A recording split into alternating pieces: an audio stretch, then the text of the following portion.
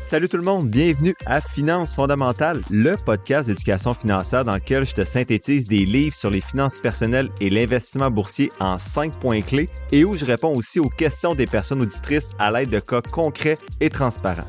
Si tu souhaites prendre en main ta santé financière, t'es à la bonne place. C'est parti, bon podcast! Salut tout le monde, bienvenue à ce 196e épisode de Finances fondamentales. Cet épisode-là est soutenu par iNote AI, donc H-Y-N-O-T-E AI.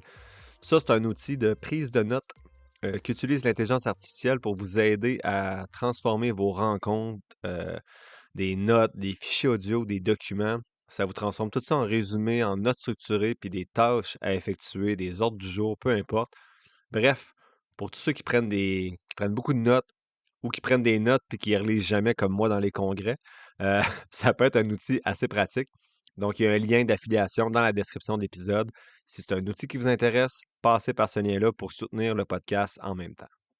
Bon, sinon, j'avais vraiment hâte aujourd'hui de vous faire la synthèse de ce livre-là. J'avais hâte d'y arriver. J'étais comme, voyons, me semble, ça fait pas si longtemps que je l'ai lu. J'ai lu ce livre-là à l'été 2024, 2025, je ne sais plus trop. C'est le livre de Gail Vaz Oxlade, donc c'est un nom difficile à prononcer, mais c'est un livre facile à lire qui s'appelle Comment parler d'argent avec mon enfant. Le défi que j'ai à travers ce livre-là qui parle d'argent avec les enfants, ça va être un long épisode, là. Puis j'enregistre un épisode bonus ce jeudi qui présente les jeux financiers de ce livre-là et qui présente ma stratégie. Donc, mon défi, c'est de ne pas trop parler pendant cet épisode-là pour dire ce que je fais avec mes filles parce que je vais le préciser dans le prochain épisode. Donc, c'est vraiment un livre incroyable. C'est un livre qui est lettre. La couverture est lettre. Je l'ai pris au hasard dans la bibliothèque, puis ça a vraiment changé toute ma stratégie avec mes filles. Des fois, c'est incroyable quand on prend n'importe quoi au hasard, comme on tombe sur des livres intéressants. Ça m'a fait la même chose à l'époque avec les livres d'André Gosselin. Donc, en introduction, le livre dit qu'il y a peu de parents là, qui abordent le sujet de l'argent avec leurs enfants. Euh, Pourtant, c'est un de nos rôles de leur apprendre à vivre avec l'argent, en harmonie, là, de manière par la paix avec l'argent. Mon Dieu, belle phrase. Tu sais, qu'on le veuille ou non, en gros, l'argent fait partie de nos vies, va faire partie de celle à nos enfants. Donc, aussi bien leur apprendre à faire travailler l'argent pour eux plutôt que de devenir esclaves là, de, de cet argent-là. L'auteur dit que les enfants nous voient toujours avoir accès à de l'argent, des cartes, le guichet. Il faut donc, comme parents, démystifier tout ça. Tu sais, moi, je me rappelle quand j'étais jeune, à Val-Belair, à Québec, j'allais à la caisse des jardins avec ma mère. Elle rentrait sa carte dans le guichet. C'était peut-être moi qui étais niaiseux. Je me rappelle plus j'avais quel âge. J'ai été niaiseux pendant longtemps. Ma blonde dirait qu'il y a encore certains moments. Mais bref, ma mère rentrait sa carte de guichet, dans le guichet, bien sûr. Et là, il y a genre 120 pièces qui sortaient parce qu'elle allait faire l'épicerie puis gazer les chars. Puis là, je me disais, quand elle me disait qu'elle voulait pas acheter quelque chose, je me disais, voyons, tu as juste à demander de l'argent à la machine. Fait que, tu sais, ça devient abstrait l'argent quand les enfants voient qu'on fait juste passer une carte puis tout est payé. Bien, pourquoi tu ne passerais pas la carte pour ce que moi j'ai besoin? Donc, la première partie du livre, c'est vraiment des pistes pour améliorer les discussions financières qu'on a avec nos enfants. La deuxième partie est plutôt pour approfondir certains concepts financiers. Donc, euh, j'ai moins noté cette partie-là. Je connaissais déjà la plupart de ces concepts-là. Donc, aujourd'hui, on se concentre surtout sur la première partie du livre, comment éduquer financièrement nos enfants. L'important avant d'en parler, c'est de voir tout ça progressivement, là. Apprendre à gérer l'argent, c'est un long processus, mais on a déjà aidé nos enfants à parler, à être propres, à marcher. C'est le même principe. C'est des petits pas, du soutien, de l'éducation et surtout de la patience. Et il ne faut pas oublier, on est leur modèle. Donc, il va y avoir 2 épisodes, comme j'ai dit tantôt. Le premier aujourd'hui, je vais vous résumer les principaux éléments en 5 points que je retiens de la première partie de ce livre-là. Mais dans l'épisode de jeudi, je vais vous présenter la mise à jour de ma stratégie avec mes filles depuis que j'ai lu ce livre-là à l'été 2025. Je pense bien que c'est l'été 2025. Donc, ça fait un petit bout que je l'expérimente, là. Ça va faire plus d'un an que j'expérimente mes nouvelles stratégies avec mes filles. Donc, je vais vous dire aussi ce que je faisais avant, etc. Tout va être présenté. Le livre est destiné pour les parents d'enfants de 2 à 16 ans. Donc, les parents qui veulent savoir quand je vais leur permettre de magasiner tout seul. Est-ce que je dois leur donner de l'argent de poche? À quelles conditions? Comment leur apprendre à épargner? Donc, j'ai vraiment dévoré ce livre-là. Je l'ai lu en vacances, là, justement, l'été 2025 à Punta Cana avec mes filles. J'ai pas parlé à mes filles pendant 2 jours pour lire ce livre-là. Pas tant que ça, mais quand même, j'espère pouvoir faire honneur à ce livre-là parce que pour vrai, ça m'a vraiment inspiré de comment agir avec mes filles par rapport à ça. En fait, avant de lire ce livre-là, je n'avais lu beaucoup, puis je vous parlais souvent d'argent avec les enfants, mais j'avais jamais de posture claire. Je me disais, ah, j'ai hâte d'en avoir une. Là, j'en ai une grâce à ce livre-là. Donc, on va parler d'argent de poche, de carte de crédit, mais surtout d'éducation financière. Donc, le premier élément de synthèse, c'est laisse ton enfant se planter. Citation du livre, on apprend davantage en cherchant la réponse à une question qu'on apprend de la réponse elle-même. Donc, il ne faut pas intervenir dans les décisions de nos enfants, peu importe ils ont quel âge. Ils ont économisé 30 pièces en 2 ans, ils achètent 30 pièces de bonbons. On peut les conseiller, mais on ne peut pas les empêcher. Si on prend les décisions à leur place, on va les déresponsabiliser. Et ils vont rien apprendre dans tout ce processus-là. L'enfance, c'est pourtant le meilleur moment de vivre des apprentissages comme ça, de ne plus avoir d'argent pendant un mois après. Donc, tu viens d'acheter 30 pièces de bonbons, puis tu n'as plus d'argent pendant un mois après, puis là, tu trouves la poupée de tes rêves, mais tu n'as plus une scène. C'est moins pire faire ces erreurs-là à 6 ans qu'à 33 ans, qu'on vient de s'acheter une voiture neuve, mais qu'on se fait une nouvelle blonde, puis qu'on ne peut pas partir en voyage avec elle parce que nos cartes de crédit sont pleines. Au lieu de, au lieu de décider pour l'enfant, ce qu'on peut faire, c'est le conseiller. On peut lui dire d'attendre quelques jours, puis s'il veut encore cet objet-là ou ce cadeau-là, on va être heureux de l'amener au magasin pour qu'il se l'achète. Et il faut tenir parole. Je l'ai déjà fait avec ma fille, ça. Je me rappelle pas c'était pourquoi. Elle voulait quelque chose au magasin. Je pense que c'est sûrement un toutou, là. Bref, j'avais fait ça. J'ai dit, hey, garde, ça me dérange pas que tu te la jettes, mais je suis pas sûr que tu en as vraiment besoin. Attends une semaine, puis dans une semaine, quand on va venir faire l'épicerie, si tu veux passer au magasin, on va l'acheter. Puis j'ai même pas besoin d'y rappeler. La semaine après, elle me dit, je le veux encore, on t'aille l'acheter. Donc, j'ai pas dit, hey, tu fais pas bien, tu vas le regretter. C'était juste comme, hey, prends le temps d'y penser. Puis si tu le veux, ton toutou, encore la semaine prochaine, quand on va repasser, ben, ça va me faire plaisir que ben, en fait, tu l'achèteras avec ton argent, mais je vais te laisser tranquille, là. Je ne vais même pas te juger, là. On les juge à l'intérieur, mais faut pas que ça paraisse. En gros, le rôle de parent, là, c'est agir un peu comme un tampon, là, pour les entraîner à résister à l'influence des emballages, du marketing, qui vont souvent provoquer des achats compulsifs. Mais si dans le froid de votre salon, quelques jours après, il tient encore à cette chose-là, ben, il faut le ramener au magasin pour tenir parole. Donc, le rôle de parent, quand on dit de laisser les enfants se planter, c'est pas de les laisser se planter sans les guider. C'est de leur offrir à un certain niveau un guidage, mais qu'ensuite on les laisse se planter s'ils n'acceptent pas les voies qu'on a tracées un petit peu. Donc, on trace des voies, mais c'est pas des sentiers battus non plus, là. Tu sais, c'est comme promenez-vous là-dedans. Oh, attention, là, tu t'en vas là-dedans, sois prudent, tu y vas quand même, c'est beau. Tu sais, salis-toi, casse-toi une cheville, peu importe, mais on les laisse se planter, mais tu sais, pas non plus que ça devienne excessif. Il faut les faire réfléchir. C'est pas juste les laisser se planter, c'est les faire réfléchir. Et évidemment, pour que l'enfant apprenne, faut pas que vous mettez la main dans votre poche à chaque fois que l'enfant veut s'acheter quelque chose et qu'il n'y a plus d'argent. Donc, par exemple, ma fille dépense 30 pièces de bonbons, elle tombe sur le toutou de ses rêves la semaine d'après, elle n'a plus une scène. Si j'y fais un prêt ou si j'y achète parce que je me sens mal et elle pleure, ben, elle n'aura pas l'apprentissage. Il y a juste une conséquence réelle là, qu'elle vit avec ses émotions qui va lui enseigner les apprentissages souhaités sur l'argent. Vous allez voir, le prochain épisode, je vais parler des prêts, ou peut-être cet épisode-là, je ne sais plus. On va parler des prêts avec les enfants plus vieux. Là, vous pouvez peut-être prêter de l'argent, mais à des conditions très bien établies. On en parle plus loin ou plus tard. Deuxième élément que j'ai retenu, c'est les diverses formes de besoins.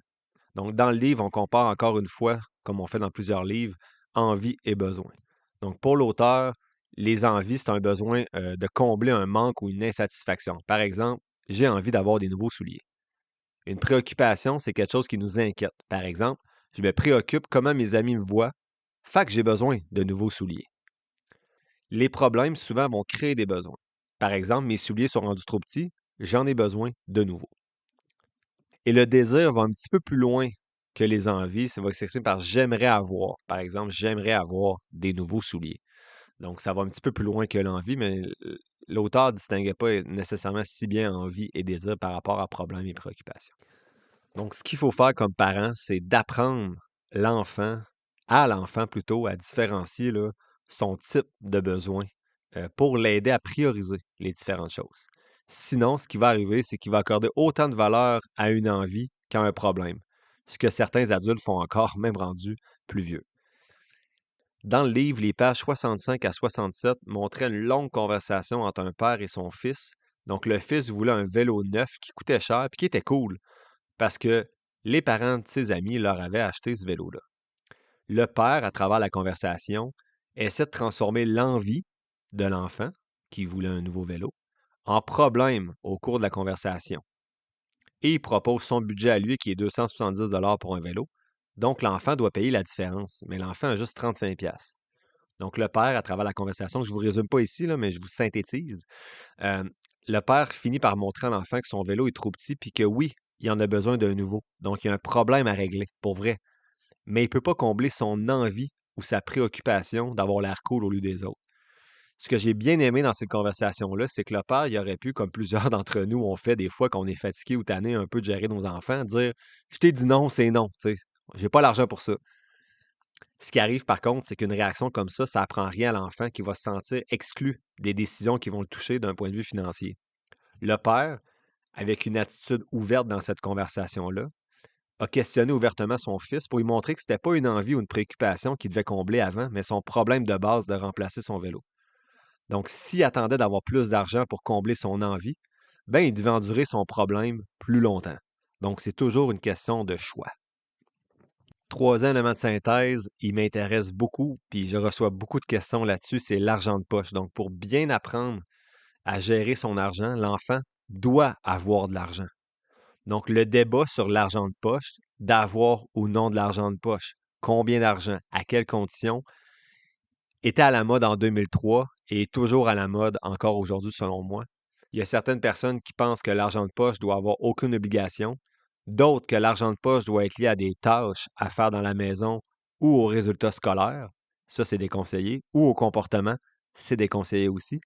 Et il y en a certains qui pensent qu'un travail à temps partiel pourrait aider les enfants à devenir plus autonomes, alors que d'autres pensent que ça nuit aux études. Et il y a des personnes qui ont juste jamais reçu d'argent de poche, comme moi quand j'étais jeune, qui ne voyaient pas nécessairement l'utilité de ça avant de commencer à lire des livres.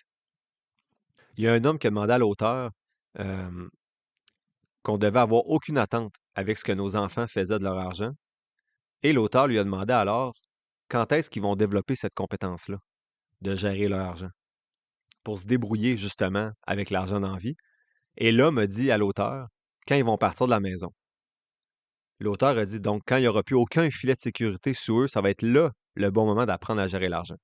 Donc, en effet, là, l'auteur dit si vous aviez le choix d'apprendre à marcher sur un fil de fer avec ou sans filet de sécurité en dessous pour apprendre, qu'est-ce que vous choisiriez? Parce que l'apprentissage des rouages de l'argent, comme on a dit tantôt, ça se fait beaucoup plus facilement quand on est jeune. Les erreurs sont pas mal moins graves que quand on est plus vieux. Puis les personnes qui se sont jamais exercées à gérer l'argent avec un filet de sécurité en dessous font souvent des chutes un peu plus difficiles à l'âge adulte avec des faillites, par exemple. Ce qu'a dit l'auteur dans ce chapitre-là, c'est d'oublier votre expérience personnelle comme adulte avec l'argent de poche. Elle a dit c'est pas à cause que tu as dû marcher 10 km l'hiver avec des bottes percées quand tu étais enfant que tes enfants doivent le faire aussi. Donc, comme je disais tantôt, moi, j'ai pas eu d'argent de poche quand j'étais jeune. On va voir plus tard ce que pense l'auteur de ça. Je ne vais pas trop dire d'infos tout de suite. Donc, elle a posé 9 questions dans le livre. Elle disait qu'il y a 9 questions à se poser si on envisage de donner de l'argent de poche à l'enfant. J'ai répondu à chaque question avant de vous dire la réponse de l'auteur, puis on va voir si ça fit. Vous allez voir ici, je vous lis un peu plus les réponses mot à mot de l'auteur pour éviter d'aller un peu partout puis de ne pas perdre le fil. Première question, devrais-je donner de l'argent de poche à mon enfant? Ma réponse était oui. Et la réponse de l'auteur, c'est oui. Elle dit que l'argent de poche, c'est une bonne chose parce que c'est le moyen le plus simple d'initier l'enfant à la gestion financière. Les montants et les règles vont varier selon les réponses que vous allez donner à d'autres questions. L'auteur donne des pistes plus loin. D'abord, elle dit que la solution de rechange à l'argent de poche, c'est le système qu'elle appelle sur demande, qui est un piège pour elle. Donc, ce que ça veut dire, le système sur demande, c'est chaque fois que votre enfant va vouloir de l'argent, vous allez lui en donner. Il n'y a aucune limite à ce système-là, puis l'enfant n'apprend rien. Il y a des journées que tu as le goût d'y en donner, il en reçoit. Tu as des journées que tu n'as pas le goût d'y en donner, il n'en reçoit pas. Donc, l'enfant ne va pas apprendre la valeur relative de l'argent, il va apprendre à quémander, à quêter de l'argent à ses parents. Puis ça va être selon l'humeur de ses parents qu'il va pouvoir avoir, oui ou non, ce qu'il veut avoir. Un enfant va préférer s'en tenir au système sur demande, c'est beaucoup plus lucratif sur lui. Donc, si vous donniez le choix à un enfant de dire Hey, je te paye ce que tu veux quand tu me le demandes ou quand ça me tente, ou je te donne X dollars par semaine, tu dois le gérer, puis apprendre à gérer ça pour acheter ce que tu veux. L'auteur dit que les enfants vont souvent choisir le système sur demande parce que vous allez vous rendre compte à la fin que vous dépensez beaucoup plus d'argent que si vous donnez de l'argent de poche à vos enfants. Si le système sur demande est votre système actuel, prenez des notes sur le reste de l'épisode, puis prenez en note aussi ce que ça vous coûte réellement, là, finalement, à chaque fois que votre enfant vous a demandé quelque chose dans le mois. C'est peut-être pas mal plus que 5$ par semaine. Ça, c'est intéressant parce que pour apprendre à gérer son argent de manière responsable, l'enfant, il faut qu'il ait une entrée d'argent régulière et prévue. C'est la seule façon qu'il va pouvoir développer ses compétences fondamentales de gestion financière, notamment planifier, budgéter, se fixer des objectifs. Et en ayant une rentrée d'argent, tu sais, c'est comme si je vous disais, hey, tu vas recevoir 100 000 cette année, mais je ne sais pas quand, puis je ne sais pas ça va être quoi les montants. Une semaine, tu reçois 80 000, puis le reste de l'année, tu ne sais pas quand tu reçois ton 20 000. Ça serait dur de planifier et budgéter. Donc, c'est un peu pareil pour les enfants. Il faut qu'ils reçoivent un montant fixe, à échéance fixe.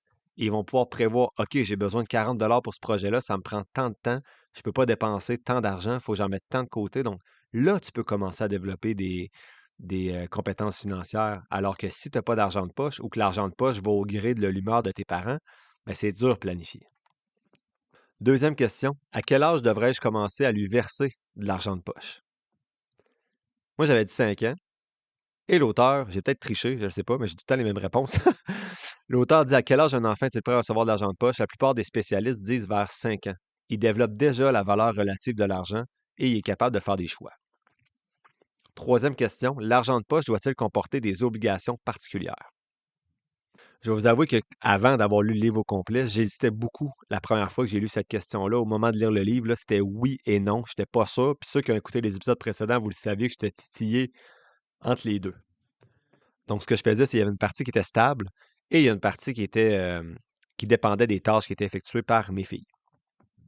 Selon l'auteur, il ne faut pas extérioriser la récompense pour le comportement, les notes scolaires ou les tâches avec de l'argent.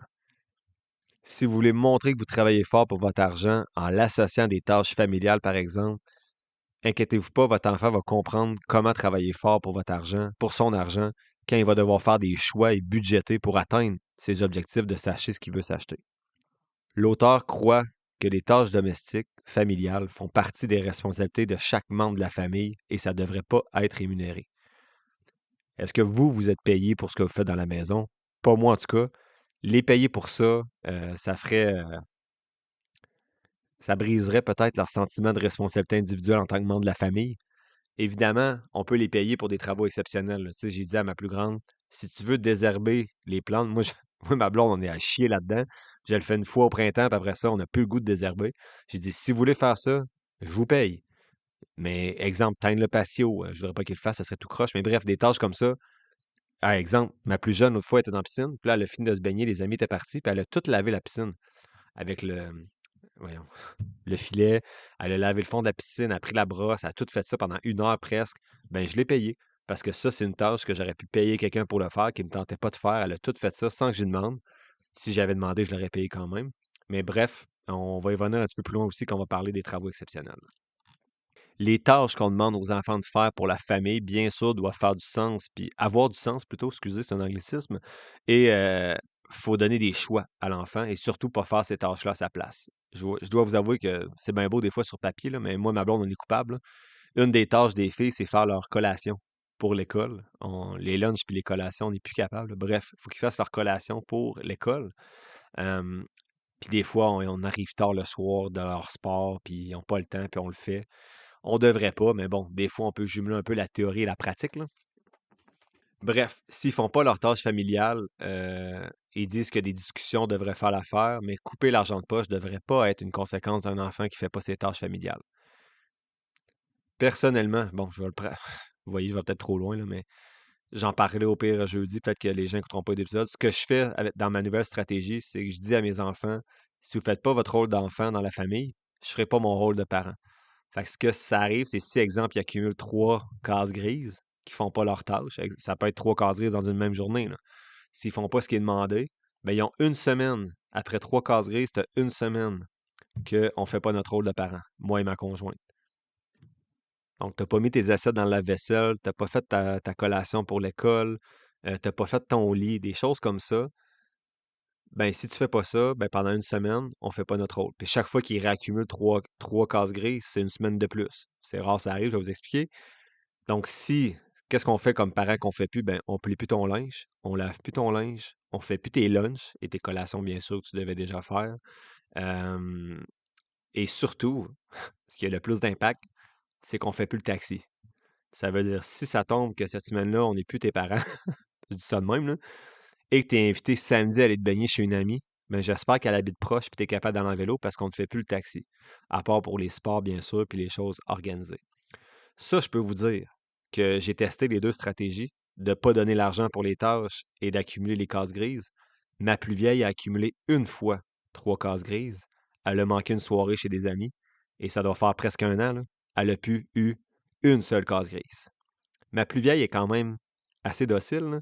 Ma plus jeune, ça fait 3-4 fois qu'elle fait le tour, là, des 3 cases grises. Fait que pendant 3-4 semaines dans la dernière année, elle n'a pas eu de taxi. Elle a été chanceuse, je vais vous avouer. Elle est tombée dans des semaines d'école, donc pas des semaines de vacances. Et ça tombait que ces fins de semaine-là, il n'y avait rien, il n'y a pas d'amis qui l'ont invité. Donc, elle, ce qu'elle a dû faire, c'est ses lunchs, laver son linge et tout ça. Donc, déjà, elle trouvait ça horrible de plier ses bas. Mais elle a eu moins de conséquences encore que sa grande sœur. Donc, peut-être que ça va venir. Est-ce qu'elles avaient de la peine quand ça arrivait? Oui, c'est pas facile comme parent de voir ta grande fille pleurer parce qu'elle manque une soirée parce qu'elle n'a pas fait ses tâches. Mais on n'apprend pas, je pense, quand nos parents flanchent à chaque fois qu'on demande de quoi.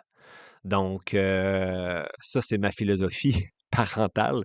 Je trouve qu'on est rendu des générations qui n'endurent plus l'inconfort, n'endurent plus les difficultés.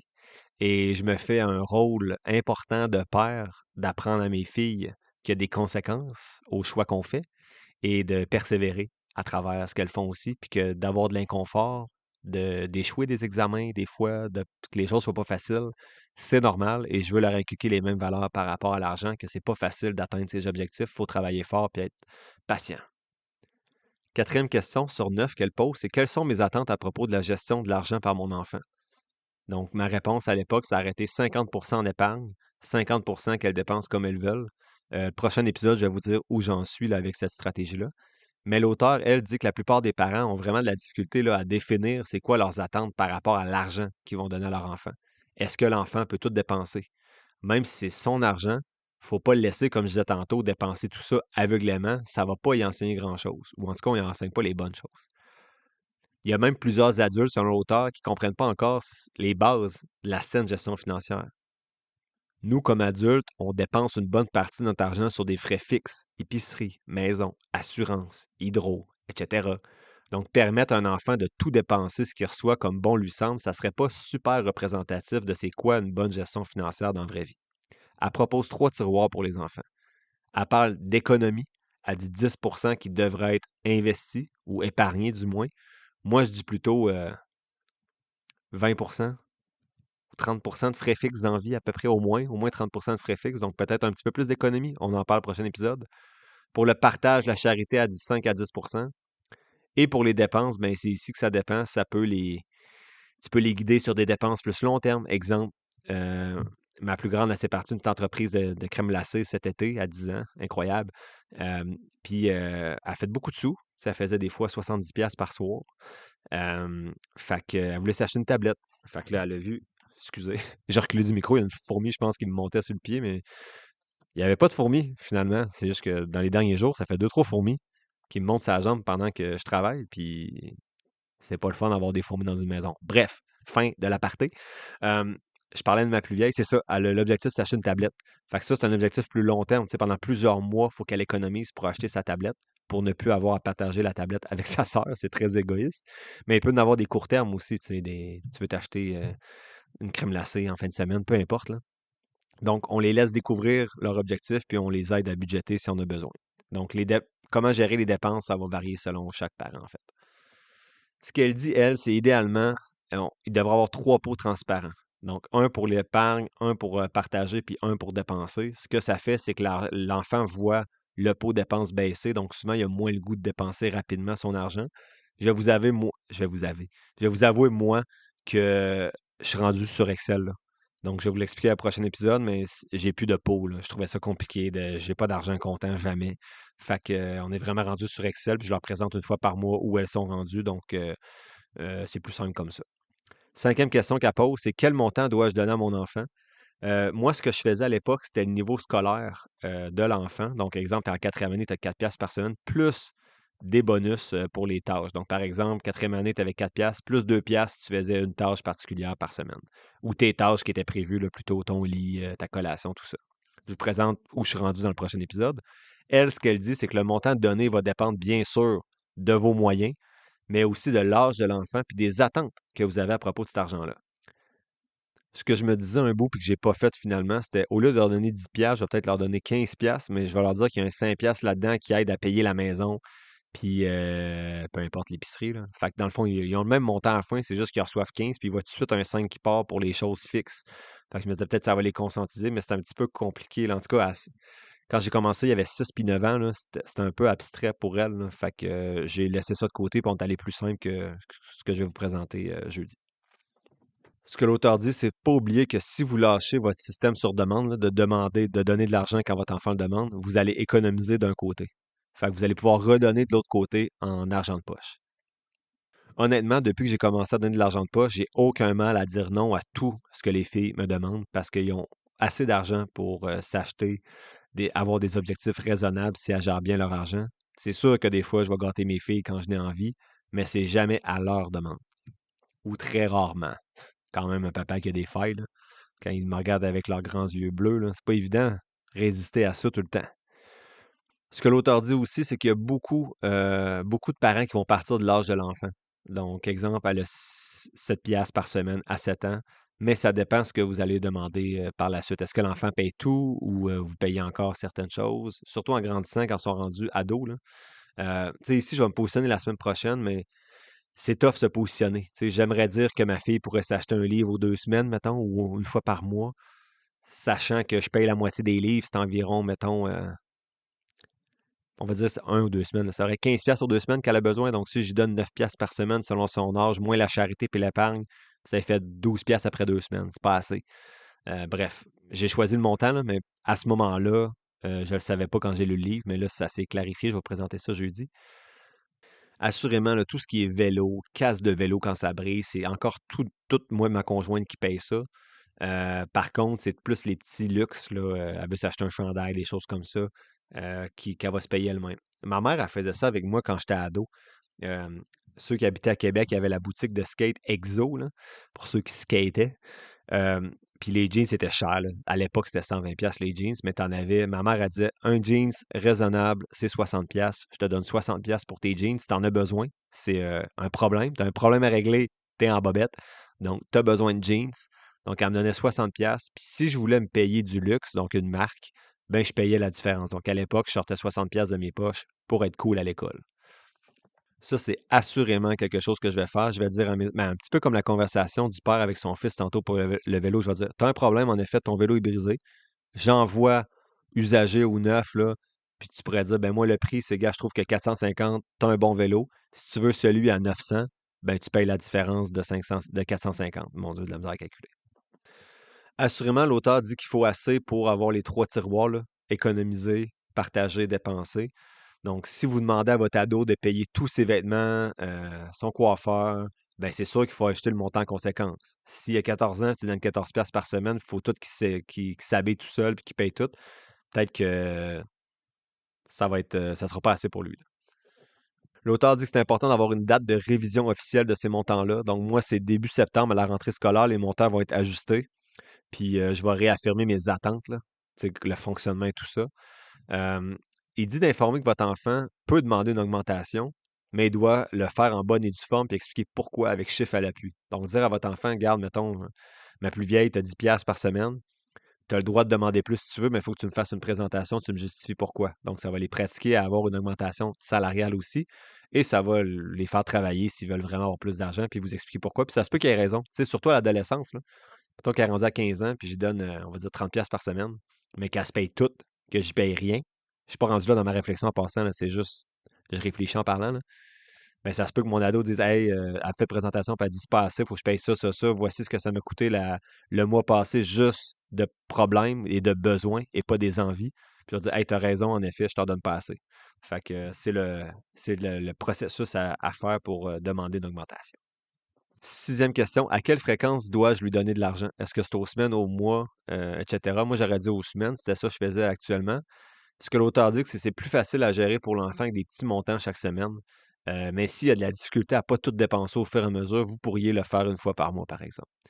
Moi, je vais vous avouer, j'ai commencé à chaque semaine au début, euh, mais je faisais une mise au point par mois.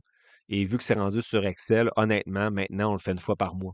Donc, je me connecte, je montre où ils sont rendus, les rendements qu'ils ont fait. Puis je trouvais ça, en fait, j'oubliais, là. Tu sais, je vais être transparent avec vous, là. Je faisais, à chaque dimanche, il aurait fallu que je fasse ça, puis j'oubliais complètement. Fait que maintenant, on le fait une fois par mois, puis on n'oublie pas. Fait que c'est comme ça que ça fonctionne pour nous. Septième question, à quoi servira cet argent? Donc, l'auteur dit, l'argent va servir à ce qu'ils veulent selon les attentes que vous avez ciblées. Donc, ton ado brûle tout son argent d'un mois dans une robe, just too bad, elle va apprendre, t'as pas à flancher. Ça te fait chier de voir ton enfant brûler de l'argent dans des cochonneries? Moi, oui, en tout cas, ben c'est son argent maintenant, c'est pas la tienne, t'as rien à dire. Tu peux guider, tu juges pas, tu décides pas. Donc, vos réactions devant leurs décisions sont super importantes, là, justement. Il ne faut pas se fâcher ou toujours faire la morale. Dans un monde idéal, votre enfant aurait vos goûts, votre sagesse, vous demanderait conseil avant chaque achat et ferait preuve de gros bon sens. Mais le monde n'est pas parfait et il faut faire des erreurs avant d'apprendre dans la vie. Donc, devant leurs erreurs, vous pouvez vous fâcher, idéalement non. Vous pouvez le tirer d'affaire, ce qui va l'empêcher d'apprendre, donc non. Ou bien l'aider à déterminer comment résoudre son problème. Tu as eu un accrochage avec ta voiture, faut que tu payes des réparations, mais il faut aussi que tu trouves du temps dans ton horaire. Comment qu'on s'arrange? Huitième question. Est-ce que je suis prêt à consentir des avances, des prêts, de l'argent supplémentaire? Et si oui, ces sommes sont-elles assorties d'obligations? Donc, ce que l'auteur dit, est-ce qu'il faut faire des prêts à nos enfants? Peut-être leur faire parfois des cadeaux en plus de leur argent de poche. Peut-être aussi, selon l'auteur, ça dépend de vous. Elle dit par contre, avant d'accorder un prêt, il faut se demander si l'enfant demande souvent des prêts. Il est peut-être plus à l'aise avec l'idée de rembourser après que d'économiser avant, ce qui va nécessiter une discussion parce que ça peut en faire un emprunteur chronique là, qui ne va jamais planifier ses dépenses d'avance. Il faut prévoir aussi vous allez être remboursé de quelle façon. Dans tous les cas, si vous prêtez de l'argent, il faut baliser votre enfant à sa première tentative pour éviter les prêts. Donc, tu reçois de l'argent de poche. Si tu as besoin de plus d'argent, tu peux faire des travaux autour de la maison. Lorsqu'on magasine, attends pas à avoir des gâteries. Si tu veux acheter quelque chose en particulier, tu planifies, tu apportes ton argent qu'il te faut. Je ne fais pas de prêt sur le champ. Ça, c'est intéressant. Les prêts instantanés ne font pas partie des pratiques de la famille. Ça veut dire que si on arrive au magasin et que tu n'avais pas prévu acheter quelque chose, tu n'as pas d'argent, je ne te le paye pas. Tu te la jetteras la semaine prochaine. Si l'enfant demande de l'argent en chialant, en pleurant, aucune chance qu'elle reçoive de l'argent. Et l'auteur termine en disant tout le monde dans la famille doit respecter son budget, ça inclut aussi les parents. Donc, quand je te dis que le budget ne le permet pas, t'arrêtes de me demander de l'argent. Donc, il faut que les règles soient claires avant qu'on accorde des prêts aux enfants. Dernière question, comment je vais apprendre à mon enfant à gérer son argent? L'auteur dit que l'important, c'est de ne pas utiliser des réponses rapides comme j'ai pas d'argent pour ça. Il faut profiter de toutes les occasions pour donner des leçons sur le budget, la valeur relative de l'argent et la patience à nos enfants. Puis ces occasions-là ne sont pas multiples. Le nombre de fois que mes filles m'ouvrent une porte pour poser une question par rapport à l'argent sont quand même plutôt rares. Puis j'écoute quand même toujours des podcasts financiers dans le char, donc peut-être que dans d'autres familles, c'est encore plus rare.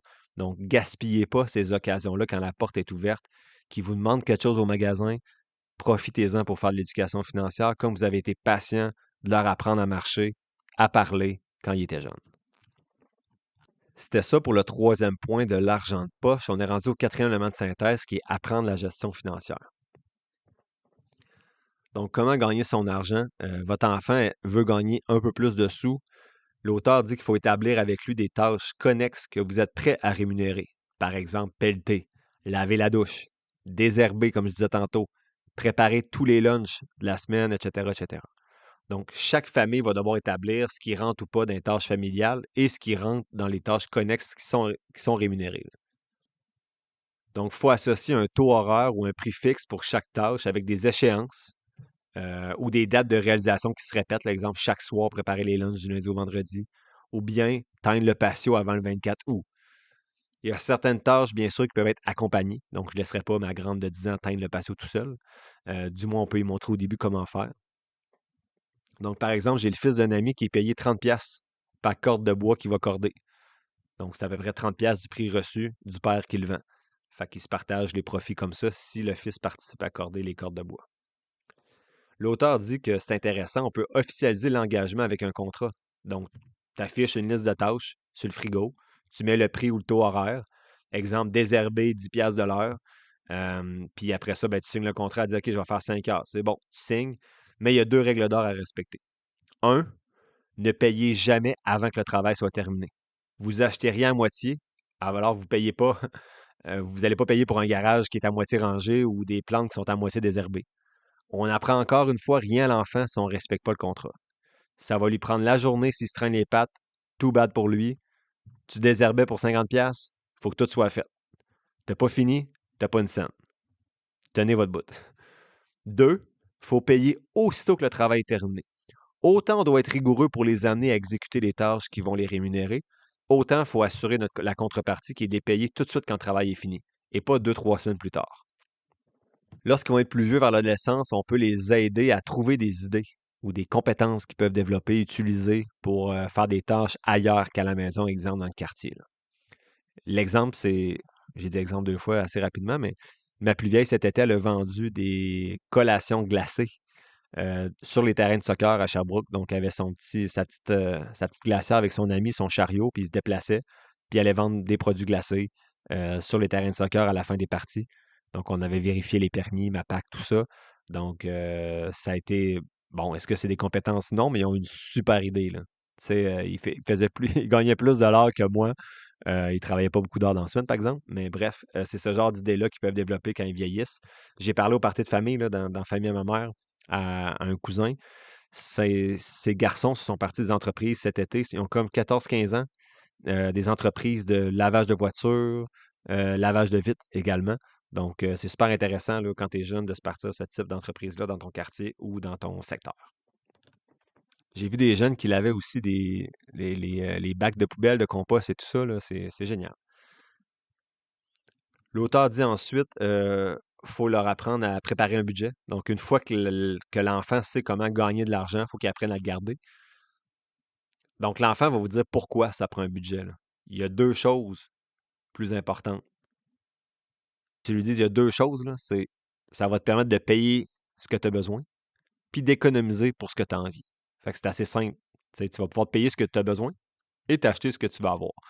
Fait que pour ça, c'est pour ça que ça prend un budget. Donc, elle propose des modèles de budget, là, mais moi, je le ferais juste sur Excel, là, au pire. Je n'ai pas de budget, fait que je ne serai pas le meilleur pour les accompagner là-dedans. Ça, c'est sûr.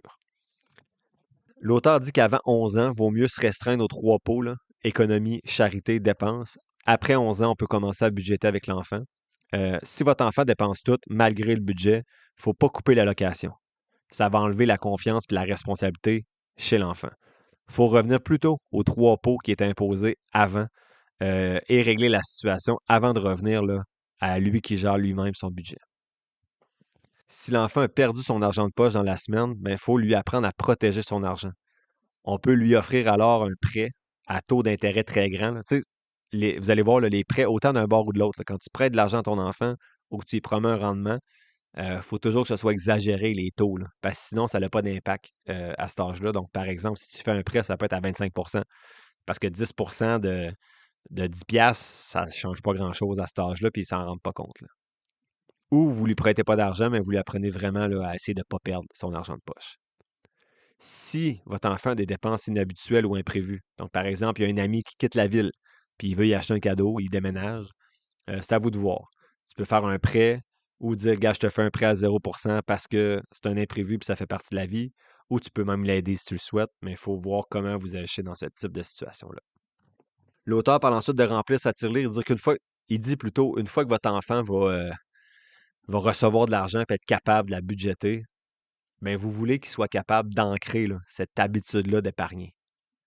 Le conseil des spécialistes, c'est obliger l'épargne. Autant on va leur laisser la liberté de dépenser comme ils veulent, la partie qu'on leur laisse dépenser sans les juger, sans leur faire la morale, l'épargne doit être obligatoire. Une fois qu'ils vont avoir pris l'habitude d'épargner jeune, elle va durer toute la vie, cette habitude-là. Par contre, les enfants, ils n'ont pas de vision à long terme comme nous, donc ils ne voient pas la nécessité d'épargner. Je vais le répéter dans les trucs plus loin un peu, là, mais ce qu'elle fait, c'est qu'elle suggère un programme d'épargne à participation égale. Exemple, ça c'est après 11 ans, là, parce qu'avant 11 ans, on l'oblige. Mais un coup qu'ils sont plus vieilles, tu pourrais dire, regarde, je ne t'oblige plus à mettre, exemple, 20% de côté pour l'épargne, mais à la fin de l'année, je vais à côté ce que tu as réussi à épargner. Donc, si dans l'année, l'enfant a réussi à épargner 300 $, ben, tu peux lui dire, je te donne 300 $ aussi. Donc, ça, c'est à voir là, selon chacun d'entre vous, là. Moi, je vais vous avouer, pour l'instant, ils sont encore en bas d'11 ans, mais c'est encore le 20% de base, là. Je trouve que c'est important qu'ils prennent l'habitude de mettre cet argent-là de côté. Je ne sais pas ce que je vais faire l'an prochain ou dans 2 ans avec mes filles. Votre enfant, est-tu plutôt épargnant compulsif? Donc, il y en a qui dépensent, mais il y en a qui épargnent peut-être trop.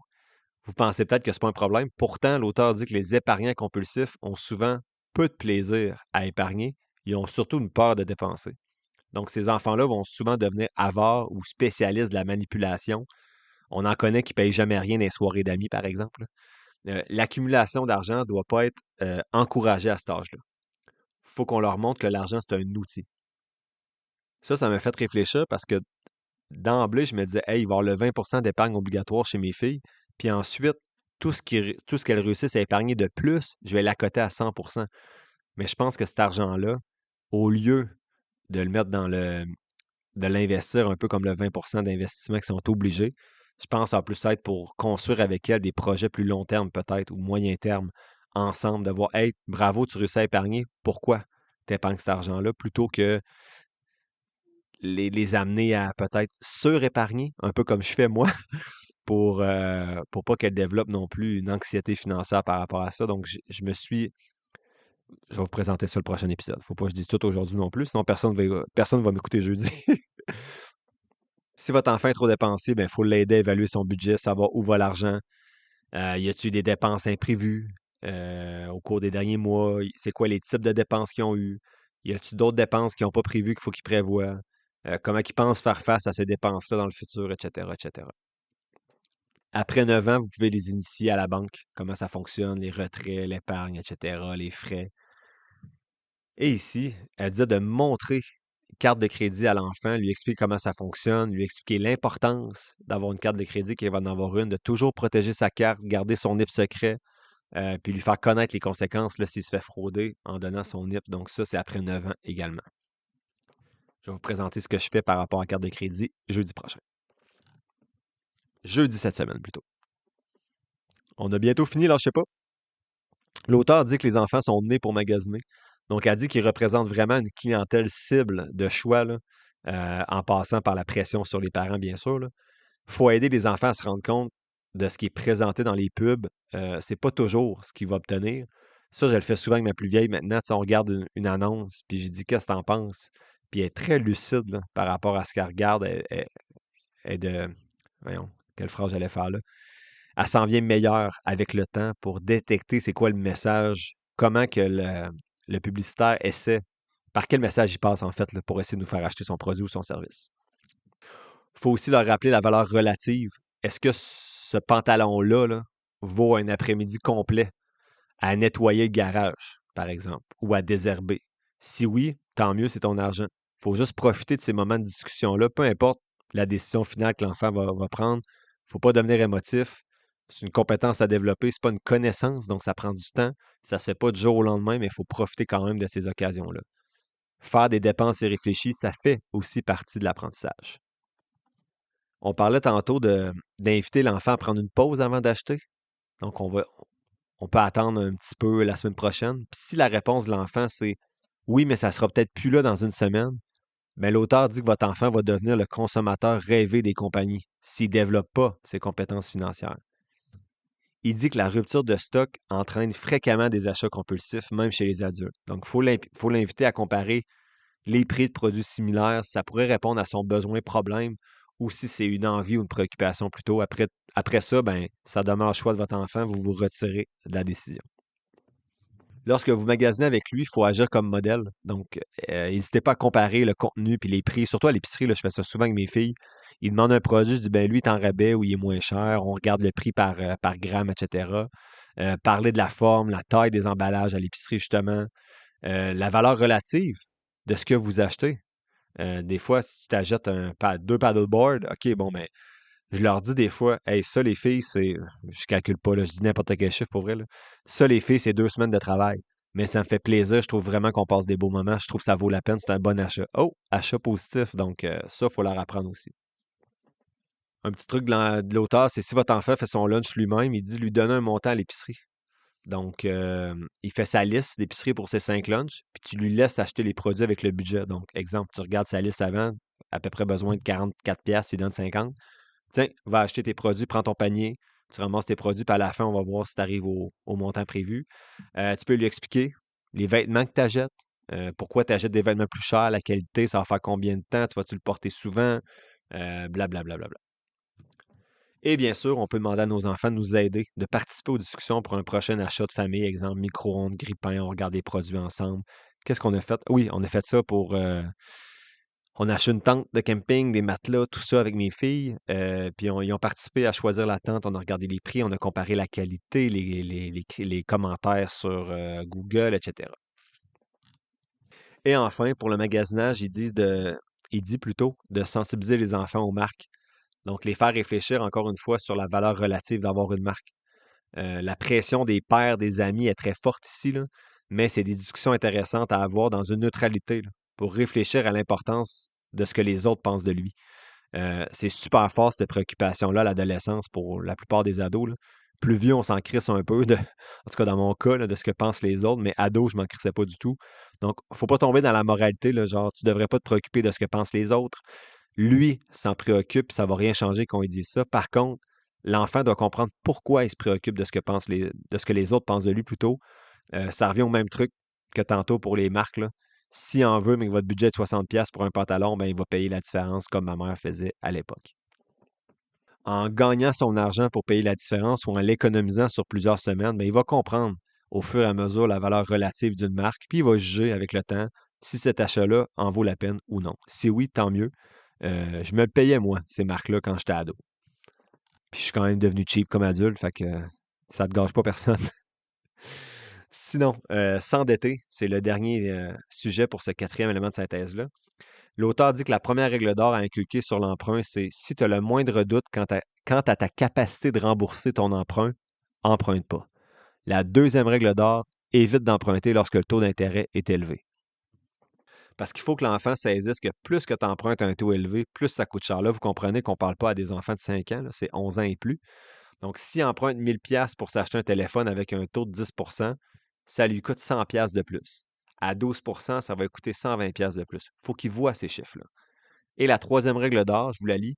Si le bien que tu as acheté devient inutilisable avant que tu aies fini de rembourser, tu dois quand même honorer ta dette et rembourser au complet. Donc, ton char, tu t'allais acheter puis il est scrap, il faut quand même que tu finisses de rembourser ça à tes parents. Donc, il y a peu de parents, selon l'auteur, qui se soucient de l'image, l'impression qu'ils laissent en empruntant ici et là de l'argent sans se faire rembourser par leur enfant. Lorsqu'un enfant emprunte régulièrement, c'est une habitude qu'il va garder à l'âge adulte. Donc, est-ce que vous êtes prêt à prêter à vos enfants? Moi, oui. Il s'agit juste d'établir des règles de base puis d'avoir des attentes qui sont réalistes pour que l'enfant en tire des leçons importantes nécessaires. Donc, les 3 règles énoncées précédemment, bien sûr, je pense qu'il vaut mieux se péter le nez avec son père qu'avec la banque plus tard. On termine avec le 5e élément de synthèse. Ça faisait longtemps que je n'avais pas fait un épisode de presque 1 heure, donc j'ai la voix qui commence à dérailler. Je vais prendre une petite gorgée d'eau, je reviens. De retour, inquiétez-vous pas, je prends pas une gorgée d'eau en 2 secondes en silence. J'ai coupé un petit peu, un petit 15 secondes au montage. Donc, le dernier élément de synthèse, c'est des trucs en rafale, des choses intéressantes que je trouvais dans le livre qui ne sont pas nécessairement rassemblés sous un élément de synthèse, là, c'est juste des trucs intéressants. Donc, le premier, c'est en fin d'année. Là, excusez, j'ai mis des mots-clés. Là. Fin d'année, il faudrait remettre autant à l'enfant que ce qu'il a réussi à économiser. Bon, ça, ce que je disais tantôt un petit peu, là, vous pouvez, exemple, ton enfant réussit à économiser 100 pièces de plus, tu peux mettre 100 pièces de plus, mais ça dépend du profil de tes enfants, peut-être. Là. Moi, je pense pas faire ça. On s'en reparle. Il dit de garder les choses amusantes. Donc, je vais vous partager jeudi. Dans le jeu, c'était vraiment intéressant. Là. Il y a Elle proposait des jeux financiers par tranche d'âge. Donc, je vais tous vous les présenter au prochain épisode. Donc, il faut garder ça amusant. D'impliquer les enfants dans les décisions financières, par exemple, lorsqu'on fait l'épicerie, leur dire pourquoi on prend tel produit au lieu d'un autre. De ne pas régler les problèmes à la place de l'enfant, poser plutôt des questions pour les amener à trouver une solution. Poser une question, mais attendez 10 secondes. Il ne faut pas tomber en mode solution dans leur jeu financier ou lorsqu'on les questionne sur leurs finances. Si après 10 secondes, l'enfant ne comprend pas, répond rien, on peut reformuler pour l'aider et l'accompagner. Expérimenter et mettre à profit l'imagination de l'enfant. Par exemple, fabriquer sa tirelire au lieu d'en acheter une, ou fabriquer des pots transparents pour mettre de l'argent. Comment fabriquer des pots transparents, me direz-vous? Je ne sais pas. Je pense pas qu'on va leur apprendre à manier la vitre à 8 ans, mais ça pourrait être décoré, par exemple, un pot de vitre. Sinon, féliciter les bons coups de l'enfant. De ne pas prétendre tout savoir. Être relax lorsque vous jasez de finances ou vous faites des jeux financiers, de ne pas toujours être à fleur de peau parce qu'ils prennent des mauvaises décisions. Soyez calme. C'est important aussi d'apprendre à l'enfant à recevoir l'argent. Donc, exemple, il s'achète quelque chose au magasin. Est-ce qu'il reçoit le bon montant en retour, de compter? Ça, je trouve que c'est le plus bel apprentissage que ma fille fait cet été. Donc, quand, mettons, avant 12 piastres de crème glacée, elle reçoit 20 piastres, mais il faut qu'elle redonne le bon montant. Il faut que la personne donne le bon montant aussi. Donc, ça, c'est important. Puis, apprendre à protéger son argent aussi. On ne laisse pas l'argent traîner partout à découvert quand on se promène. Avant 12 ans, c'est important. Là, 1000 piastres ou 1 million, ça ne fait pas grande différence. C'est trop des gros montants. Donc, il faut être prudent avec les discussions qu'on a avec l'enfant. Il faut enseigner la valeur relative de l'argent. 5 piastres par semaine d'argent de poche. Si tu vas au cinéma pour 40 piastres, ben cette activité-là te coûte 8 semaines, sans rien d'autre. Fait que c'est ça la valeur relative de l'argent. Il faut qu'ils l'apprennent. Il faut leur apprendre que l'argent, c'est pas tout non plus. Il ne faut pas que ça devienne une fin en soi, c'est un outil. Donc, on veut leur faire comprendre qu'ils ne peuvent pas acheter tout ce qu'ils veulent, qu'un achat aujourd'hui va priver d'une satisfaction plus tard, qu'il doit faire des choix puis que la décision lui appartient totalement, mais qu'il faut qu'il voit l'argent comme un outil.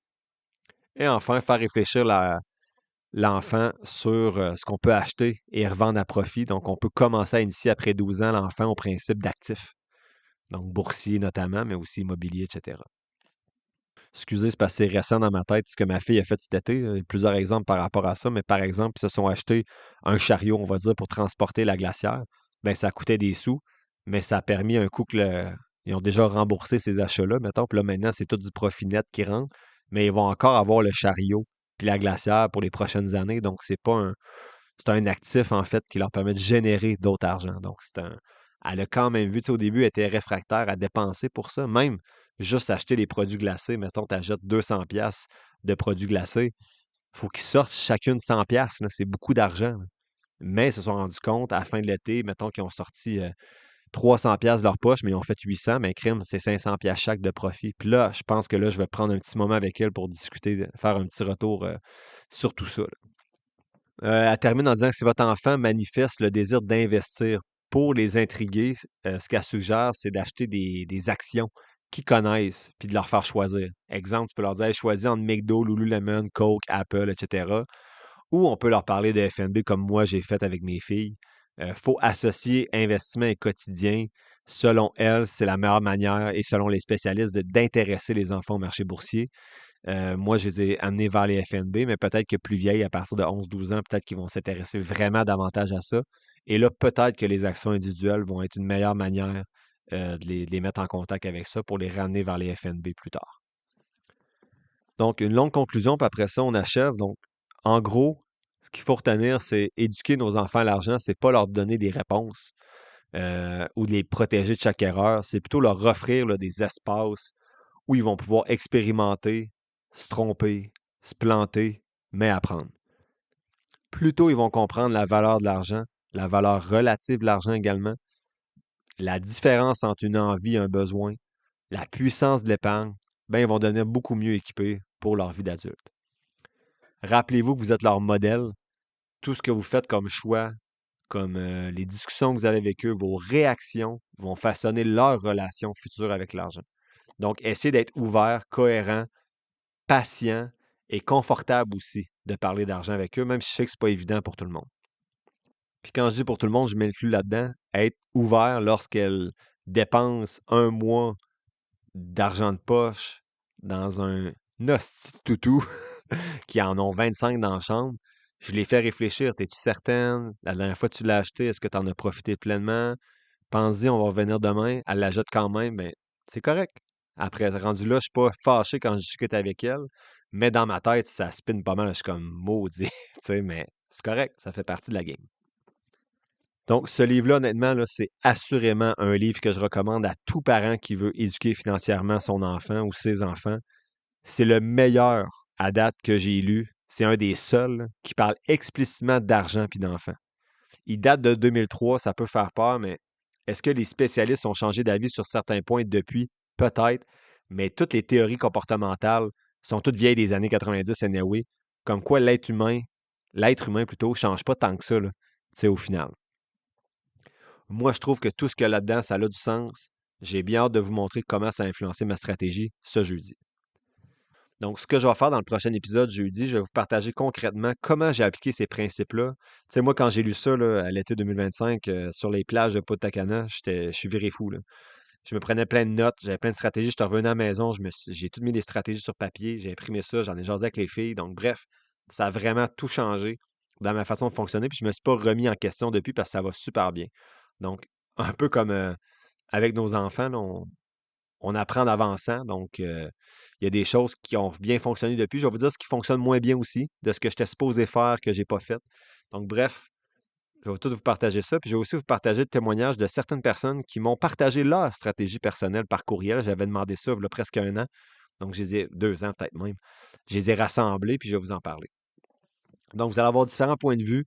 Vous pourrez garder ce qui a du sens pour vous dans tout ça, pour vous et votre famille. Merci à tous ceux là, qui m'ont enregistré ou qui m'ont envoyé leur stratégie par écrit. C'est super apprécié. Ce que je vais vous présenter jeudi aussi, c'est les jeux financiers pour chaque tranche d'âge. Donc, ça devrait être intéressant comme épisode aussi. Ce que je retiens du livre d'aujourd'hui, c'est que le plus grand cadeau qu'on peut faire à nos enfants, c'est pas l'argent qu'on va leur donner, c'est la relation saine et réfléchie avec l'argent qu'on pourra leur transmettre. La semaine prochaine, mardi prochain, pour l'épisode régulier 197, ça va être une validation scientifique, la 4e. On va comparer l'investissement passif versus l'investissement actif. Et comme j'ai dit ce jeudi, il y a l'épisode bonus sur les finances, mais également, vous allez voir 20 nouvelles compagnies qui n'ont pas passé la première étape de mon outil d'analyse.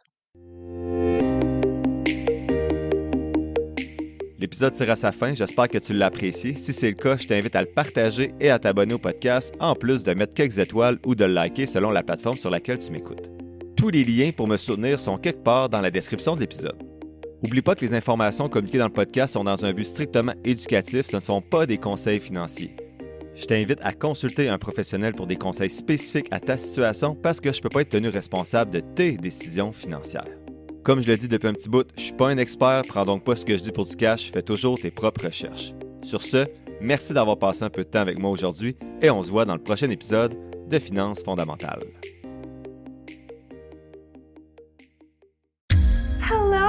Look what TJ Maxx dragged in. The Devil Wears Prada 2 is now streaming on Disney Plus and Hulu. We are digital, we are downloadable, we are streamable. The fashion event of the year is certified fresh.